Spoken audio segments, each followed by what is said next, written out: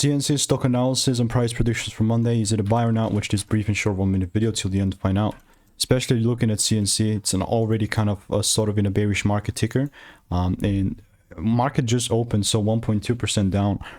It's not that much. I'm mainly just, again, gonna stick to my edge that I've tested for 43,000 videos on my strategy. Again, it's all documented. No one else in the space has come even close to doing those type of numbers. Especially with CNC, bro, it's a bearish market for me. Like, unless there is a full candle close above 29.51, there's just no way that I'm looking to take it further down. And ultimately speaking, that's how CNC is looking like for me. So, let me know what is your opinion. I mean, I've got a bunch of... I mean, I do get a good amount of live results there as well with CNC.